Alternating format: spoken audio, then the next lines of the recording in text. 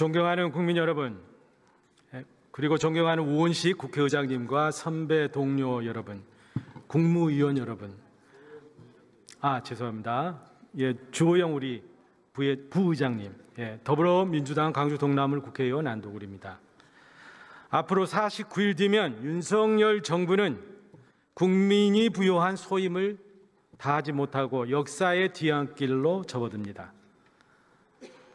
우리 선조와 국민이 피와 땀으로 일궈온 민주헌정 질서에 무모하게 도전한 상상할 수도 없고 상상해서도 안 되는 역사적 과오를 저지르고 3년 만에 국민과 사법의 준엄한 심판을 받고 퇴장당하는 것입니다.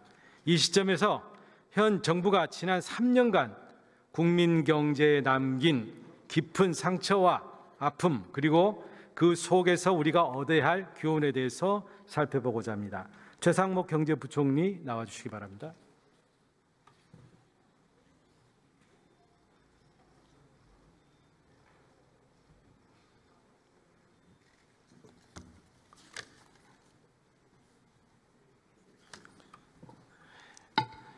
우리 부총리께서는 이 정부 들어서 경제수석, 부총리까지 경제사령탑 역할을 해오셨죠?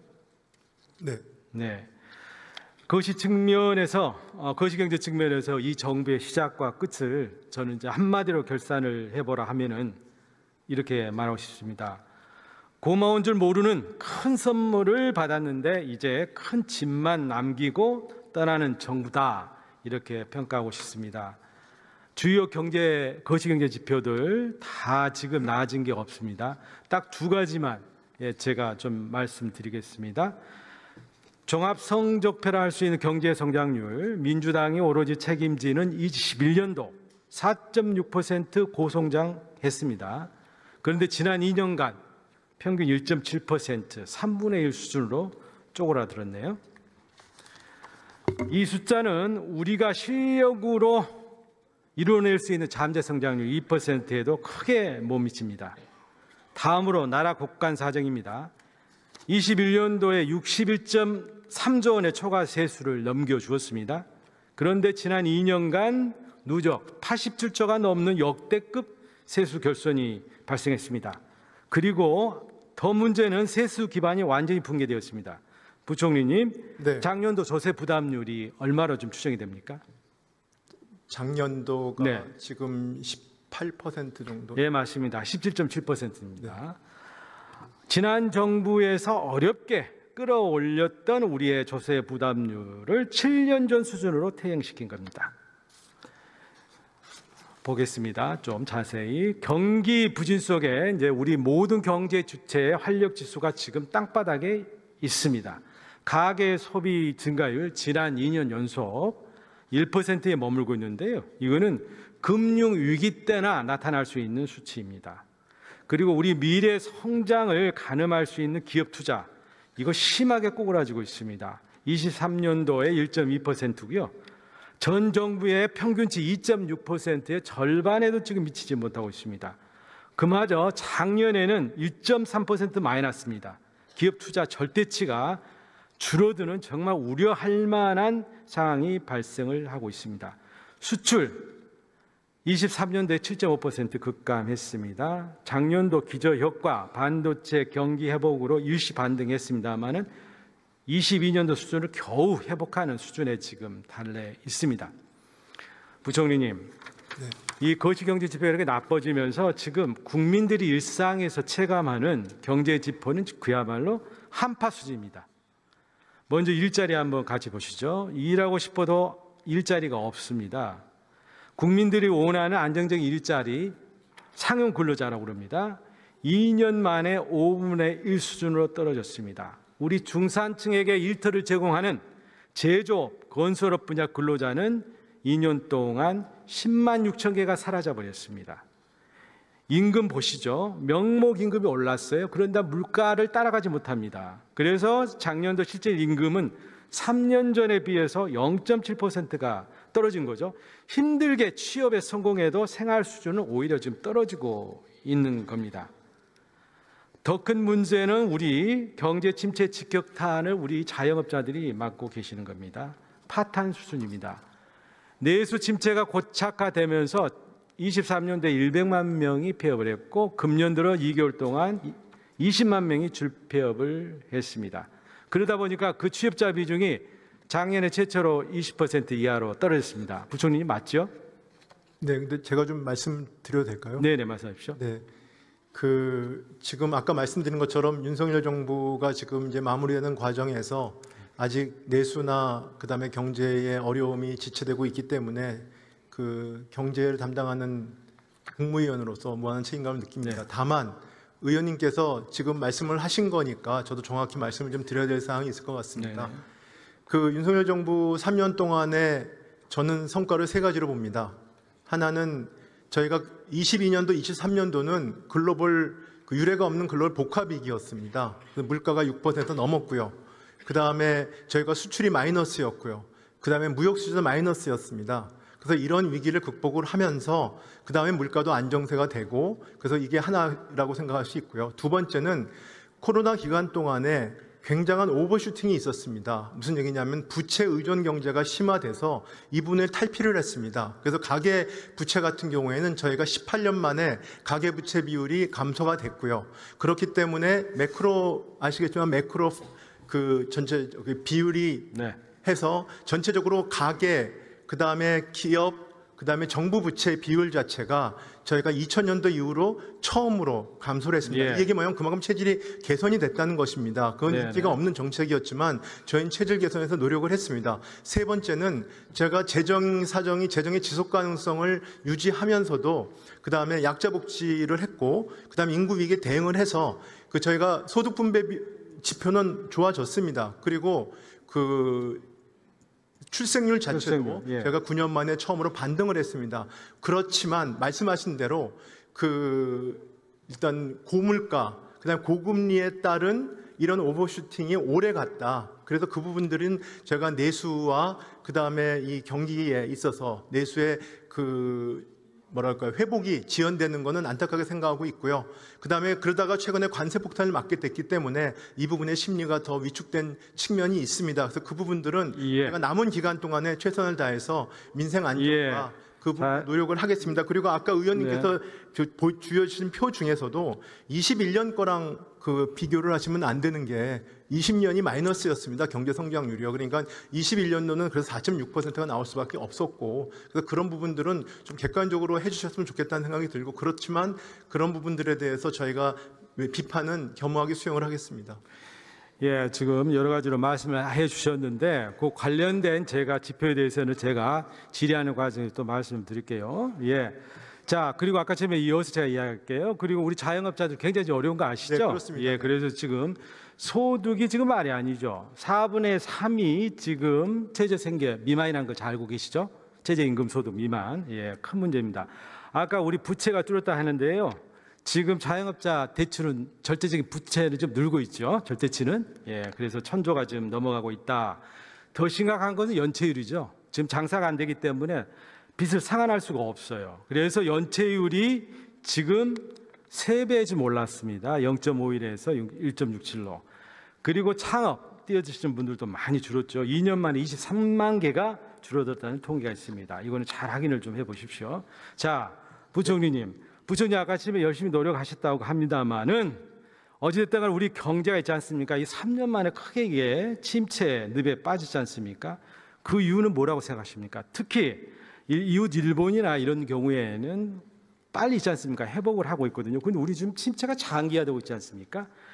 이게 문제가 뭐라고 생각하십니까?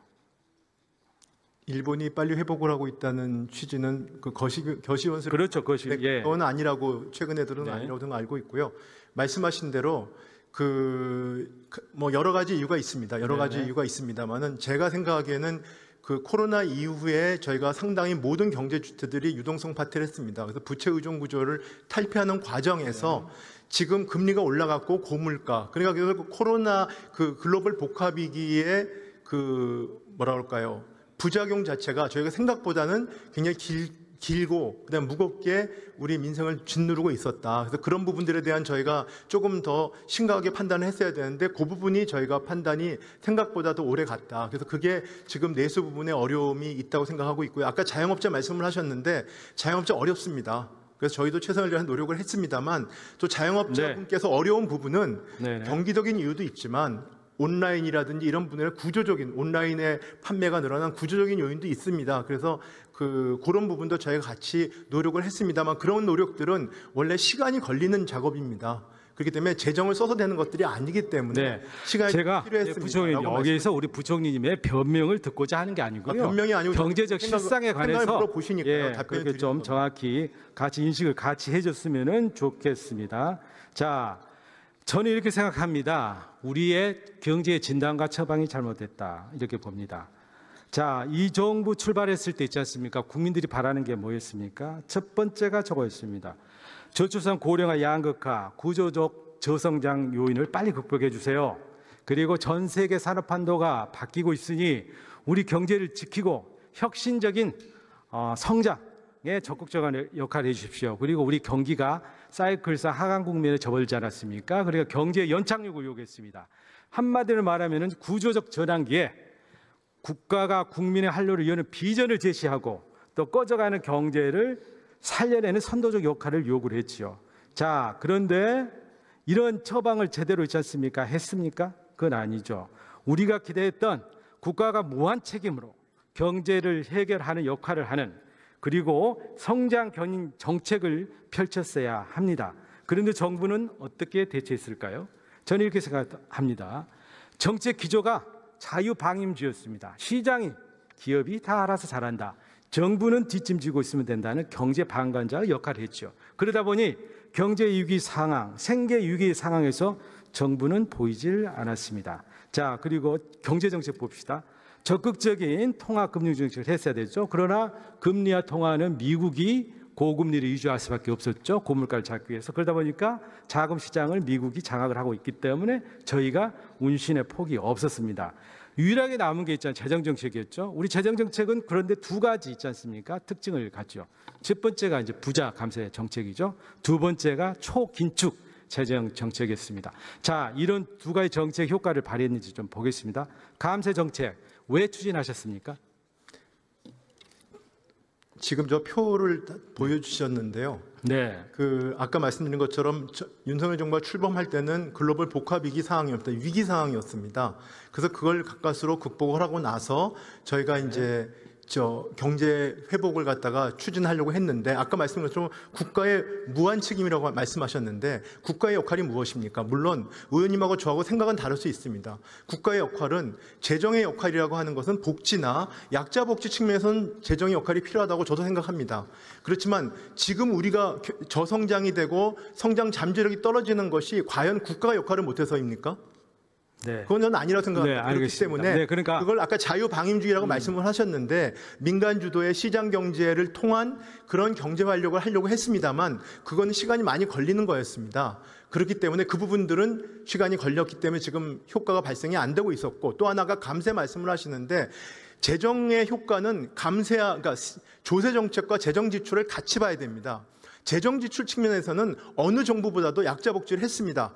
그렇지만 결국은 더 중요한 것은 경제 활력을 촉진하기 위해서 세금 정책을 썼습니다. 그래서 그런 부분들은 저희가 세원확보라는 게 증세를 하거나 그다음에 돈을 나눠줘가지고 되는 것이 아니지 않습니까? 그래서 그런 분이 기대를 했는데 여러 가지 글로벌 지금 관세 쇼크라든지 글로벌 통상에 있어서 어떤 질서에 문제가 생기고 불확실성이 커졌기 때문에 아직 그 부분이 효과를 발휘하지 못하고 있다가 지금 이 정부가 끝나가는 지금 상황이 됐습니다. 그렇지만 방향 설정은 전 잘 되었다고 생각하고 있고요. 그 부분들은 제가 참고를 하셔서 국가 무한책임주의는 수정을 했으면 좋겠다고 생각하고 있습니다. 네네네.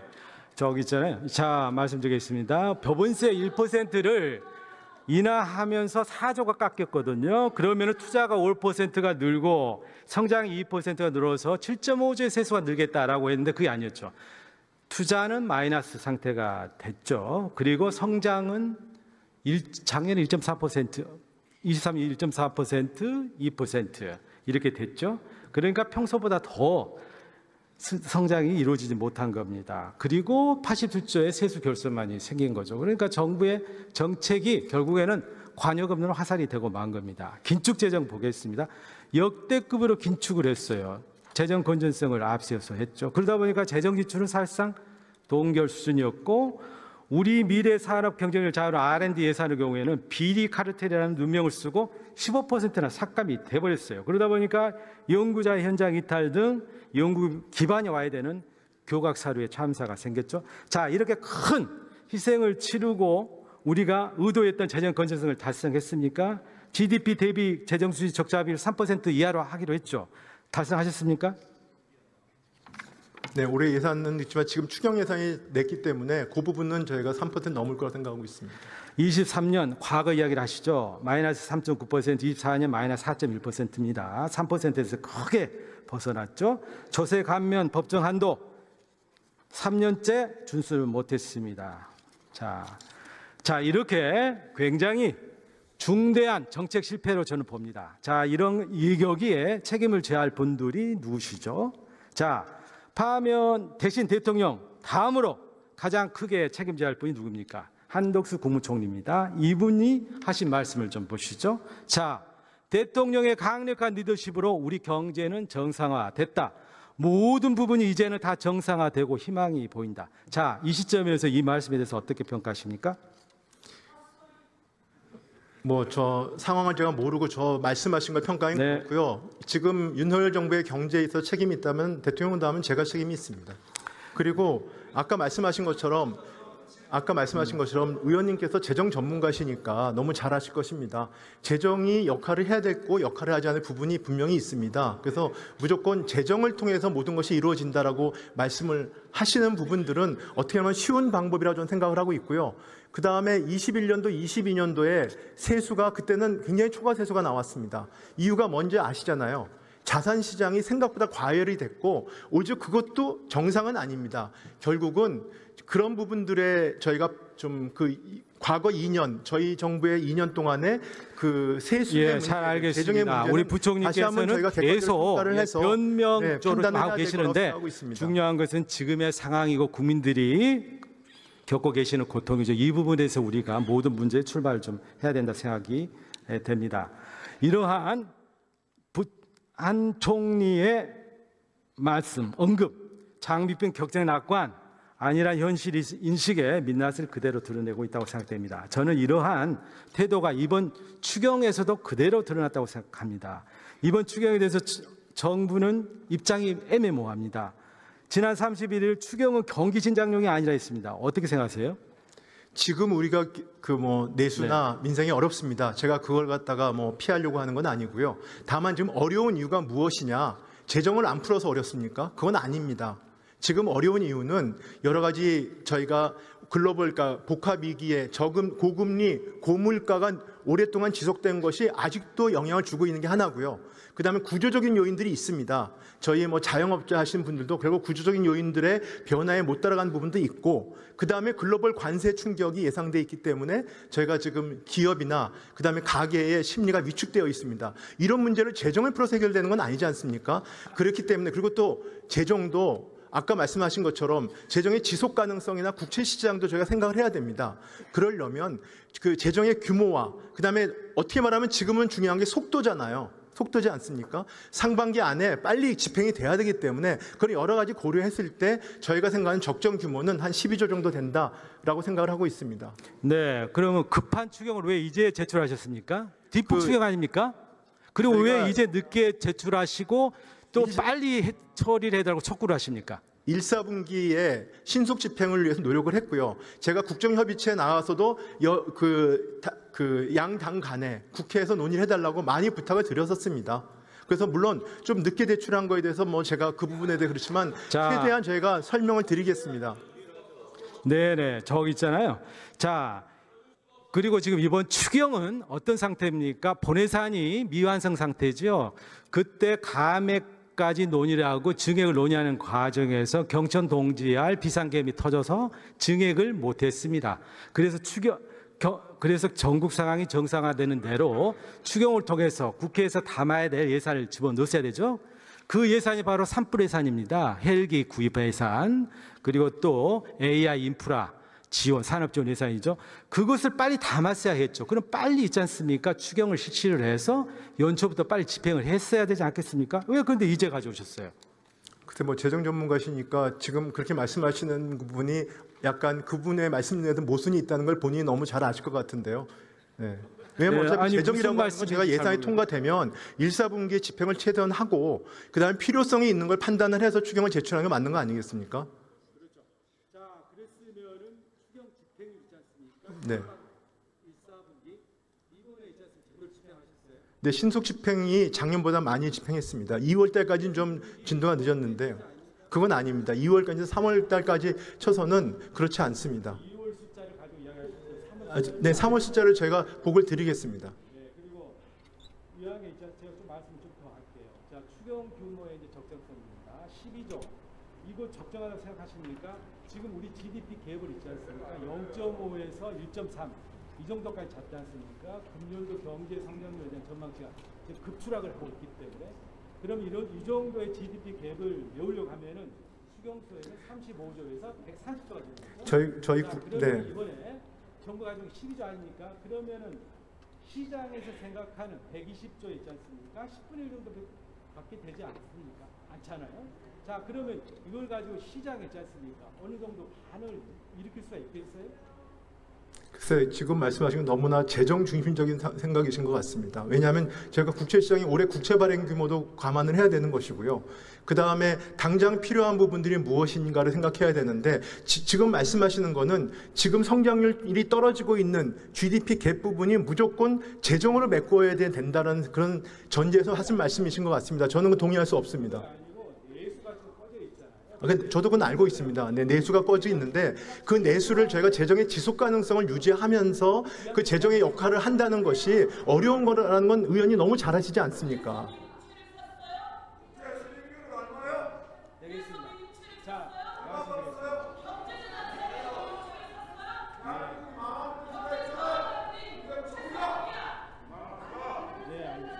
예, 안도걸 의원님 정리해 주시기 바랍니다. 정리해 주시기 바랍니다. 잠깐만요. 지금 방청석에는 허영 의원님의 소개로 춘천 건병초등학교 학생들이 방청하고 있습니다. 장차 우리나라의 주역이 될 학생 여러분의 국회 방문을 환영합니다. 그리고 안도걸 의원님 정리해 주십시오.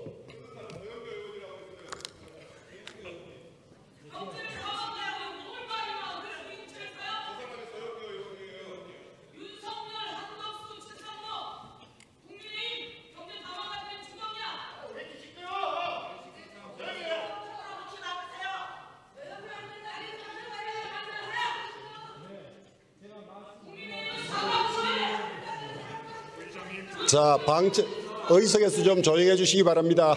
서영교 의원님 목소리가 너무 커요.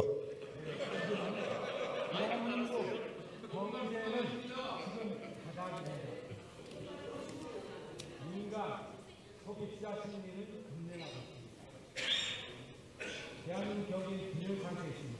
지금 정부에 바라는 것이 균열 상태에 있는 경제를 활성시키기 위한 응급 구조, 긴급 수혜입니다. 그 정도의 수정을 요구하고 있는 것입니다. 일본, 중국, 독일 과감하게 개정 분야를 진행하고 있습니다. 그러다 보니 대립 자본이 유입이 됩니다. 이 나라 경제는 살아나겠구나 라고 해서 투자 자본이 들어옵니다. 주식이 상승하고 환율이 그 자리에 시작됩니다. 우리도 추경을 하겠다고 하면은 시장에 도움을 얻을 수 있는 수준, 시장에 이 정부가 경제를 살리겠다는 강력한 정책 의지를, 정책 시그널을 보낼 수 있는 수준을 이야기합니다. 그렇지 못한 실금 추경, 무늬만 추경으로서는 정부 재정만 낭비하게 되는 것입니다. 자, 말씀드리겠습니다. 저는 오늘 우리 국민이 이번 정부가 저지른 경제 실책에 대한 질책을 하는 것입니다. 그러나 그보다 더 중요한 것은 이번의 정책 실책을 통해서 우리가 소중한 교훈을 얻고자 하는 것입니다. 세 가지입니다. 첫 번째, 지금과 같이 경기율이 구조적 전환되는 유능한 국가 역할, 응급 구조사, 경제 해결사 역할을 분명하다. 안도걸 의원님 정리해 주십시오. 그리고 두 번째, 정책 실패에 대한 경험, 과거 경험이나 숙고, 그리고 사전에 충분한 제도 설계와 성과 검증이 없는 무모한 성장 정책이 국민 경제에 얼마나 깊은 내상을 끼치는지 이번 정부가 추진한 교육, 노동개혁, R&D 정책에서 우리는 배워야 합니다. 정책 소통의 중요성입니다. 정책은 언제라도 실패할 수 있습니다. 그러나 중요한 것은 시장 반응을 경청하고 그에 맞춰 정책 제도를 수정하는 겁니다.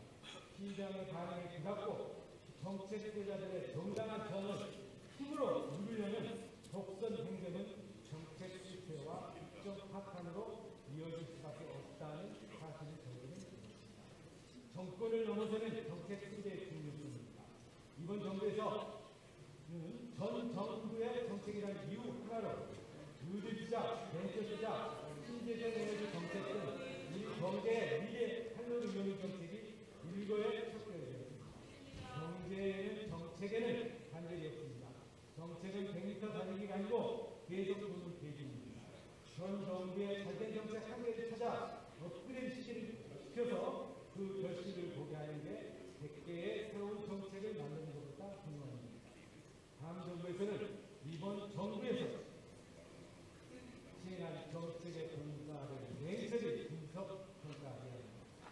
오직 국가와 미래의 관점에서 잘못된 정책을 고치고 좋은 정책을 개선하는 새로운 사회를 만들어가기를 기대하면서 질의를 마치도록 하겠습니다.